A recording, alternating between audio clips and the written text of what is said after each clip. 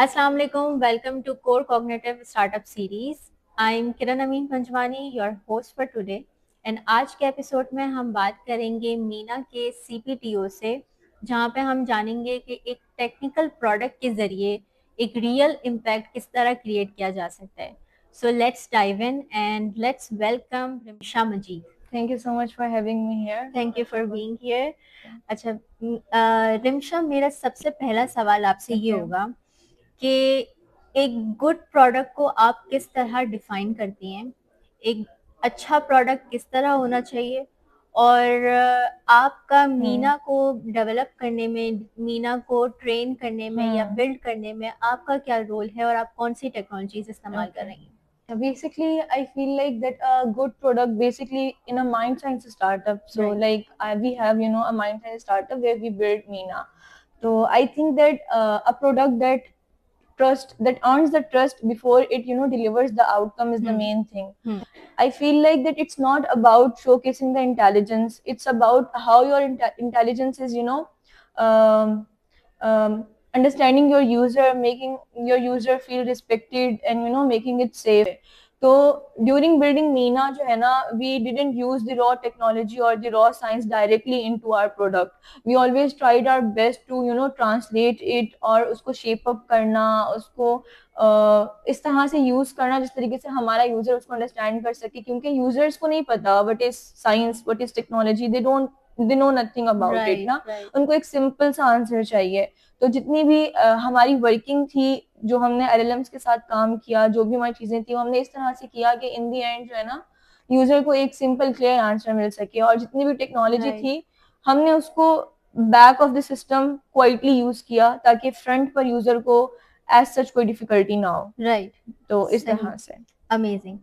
सो आपने जिस तरह से कहा कि मीना एक ऐसा प्रोडक्ट है जो कि at the end of the day humans के लिए है, राइट? ह्यूमंस के लिए. सो मेरा सवाल ये है कि एक रियल ह्यूमन एक्सपीरियंस को आप प्रोडक्ट में साइंटिफिक एक्यूरेसी के साथ किस तरह बैलेंस कर रही हैं? अच्छा, basically yes, science gives us accuracy और टेक्नोलॉजी जो है वो हमारी चीज़ों को ऑटोमेट करने में, स्केल अप करने में हेल्प करती है. और साथ साथ ह्यूमन बिहेवियर जो है वो बहुत ज़रूरी होता है, वो हमें एक डायरेक्शन प्रोवाइड करता है किसी प्रोडक्ट को बिल्ड करते हुए.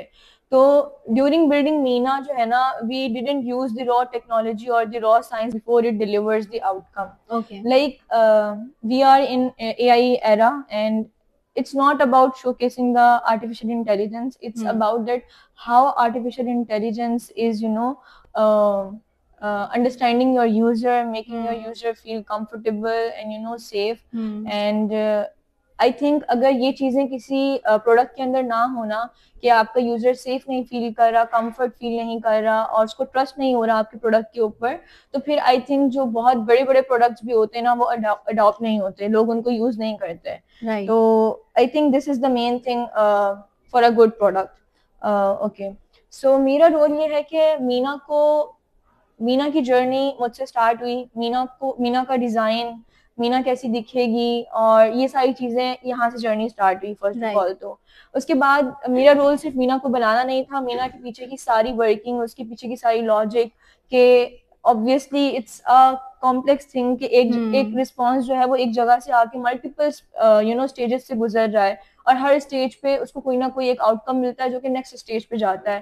तो इस पूरे प्रोसेस को देखना, एंड देन आखिर में जो आपको एक ह्यूमन आपके सामने दिख रहा है जो कि आपसे इंसानों की तरह बात कर रहा है, वो एक फाइनल आउटकम है जो कि आपको दिख रहा है. उसके पीछे की जितनी भी वर्किंग लॉजिक है, ये सब मैनेज करना, उस पूरी यूजर जर्नी को मैनेज करना, उस पूरे प्रोडक्ट की जर्नी को मैनेज करना was basically my role Meena के साथ. Okay, wonderful. अच्छा, प्रोडक्ट को बिल्ड करते हुए वाज देयर एनी डिसीजन जो कि उस तरह काम ना किया हो जिस तरह आपने एक्सपेक्ट किया था? Okay. Yes, at first, like we tried to, when we were building Meena, so we tried to put so much reasoning and explanations and intelligence in it.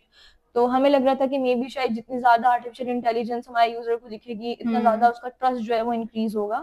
But ये चीज जो थी, I don't think so it works like this. We feel like कि ये और ज्यादा load जो है वो क्रिएट करेगी.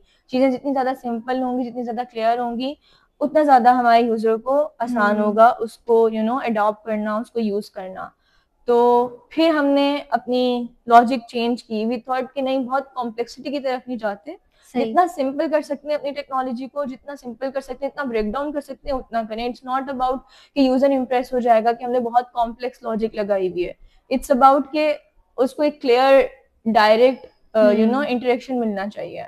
सही तो फिर हमने इस तरह से अपने माइंडसेट को चेंज कर दिया. ठीक है. अच्छा, लुकिंग अहेड कोई एक ऐसी स्किल बताएं जो कि आने वाले सीपीटीओस को कंसिडर करना चाहिए जब वो कोई प्रोडक्ट मेकिंग या प्रोडक्ट बिल्डिंग इनिशिएट करना चाहते हो और फिर चाहते हो कि वो उन्हें स्केल भी कर सकें with time.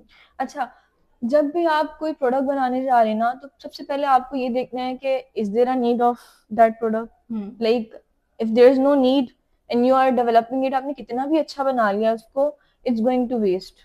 Like it's going to waste all of your efforts, all of your hard work. So first of all you should look around. Like आजकल हम अपने आसपास देखें तो there are multiple problems and people are creating multiple solutions. तो सबसे पहले देखें कि वो problem exist करती है. अगर एग्जिस्ट करती है तो क्या उसके कॉम्पिटिटर्स हैं. हमेशा देखें कि आपके कॉम्पिटिटर्स के पेन पॉइंट्स क्या हैं. अगर कोई ऑलरेडी उस सॉल्यूशन को बना चुका है तो जो उसने बनाया उसके अंदर क्या कमी रह गई है. If there is like some kind of कि उसमें वो कुछ लैक करिए तो आप अपने प्रोडक्ट में उस चीज को लेके आए. इस तरह से आप अपने प्रोडक्ट की जर्नी को स्टार्ट करें. ऐसे नहीं कि बस आपके दिमाग में आया कि ओहो ये एक बहुत बड़ा टूल है और मैं इसको यूज करके कुछ भी बना लेता हूँ. No. And what about AI? अब तो एआई भी इतना ज्यादा एग्जैक्टली. मुझे ये लगता है कि आजकल एआई के इतने टूल्स आ गए ना कि इवन तो अगर आपको ब्रेनस्टॉर्मिंग भी करनी है, अगर आपको ये देखना है, एनालाइज करना है कि कितने ऑलरेडी टूल्स ऐसे हैं, आपको कंपैरिजंस करने हैं, आपको यूजर का डिजाइन क्रिएट करना है, आपको एक बेसिक ऐप क्रिएट करनी है या बेसिक वेबसाइट क्रिएट करनी है, तो आई वुड ऑलवेज रिकमेंड कि you should not do it by scratch. अगर आप स्क्रैच से करने लगे तो आप बहुत पीछे रह जाएंगे. आपको चाहिए कि एआई टूल्स को यूज करते हुए आप पेजेस फॉलो करें इंस्टाग्राम के, आप लिंक्डइन को फॉलो करें. दे आर मल्टीपल पीपल जो कि डेली बेसिस पे नए नए एआई टूल्स बता रहे होते हैं और आप उन टूल्स को यूज करें and then you should build your product. तो वो बहुत जल्दी बन जाएगा. अमेजिंग. अच्छा, मेरा लास्ट सवाल आपसे ये होगा कि on a personal level how has working on Meena changed you as a leader?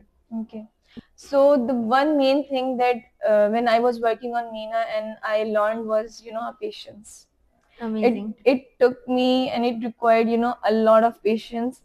क्योंकि जाहिर सी बात है मैं एक ऐसा प्रोडक्ट बना रही थी जिसमें 3D मॉडल था, फिर उसमें डिफरेंट रिस्पॉन्सेज डिफरेंट जगहों से, लेटेंसी की बहुत इश्यूज आ रहे थे, यूजर को रिस्पॉन्स बहुत देर से मिल रहा था या उसको ह्यूमन फील नहीं आ रही थी उससे बात करते हुए, और बहुत मसले मॉडल को लोड करते हुए उसकी वर्किंग में आ रहे थे. तो पेशेंस जो है ना वो मैंने बहुत सीखा. ऐसा टाइम भी होता था कि मैं सर पकड़ के बैठ जाती थी कि नहीं अब नहीं हो रहा मुझसे, ये नहीं चलने वाला आगे. सही. तो आई थिंक पेशेंस बहुत मिला. लॉन्ग टर्म डिसीजन मेकिंग, क्योंकि जाहिर सी बात है एक प्रोडक्ट बनाया है, अब मुझे ये भी सोचना है कि मैंने अब बना लिया, नेक्स्ट इसके अंदर क्या फीचर्स आने चाहिए ताकि यूजर उसके साथ एंगेज रहे, यूजर को अच्छा लगे उसको यूज करते हुए. क्योंकि एक प्रोडक्ट के अंदर आई थिंक जरूरी होता है कि आप टाइम टू टाइम उसके अंदर अपडेट्स लेके आए, नए फीचर्स लेके आए, नई चीजें लेके आए यूजर को मजीद इंटरेस्टेड रखने के लिए. तो एक long term decision making and patience, I think patience is the key. Yeah, you are absolutely right, and मैं resonate भी कर सकती हूँ उससे. So yeah, thank you for being here today. आपने जो insights और perspectives share किए वो काफी ज़्यादा I think के audience के लिए helpful रहेंगे, especially उनके लिए जो कि CPTO बनना चाह रहे हैं. So I truly appreciate your time. I also appreciate your time. Thank you for inviting me. Thank you so much.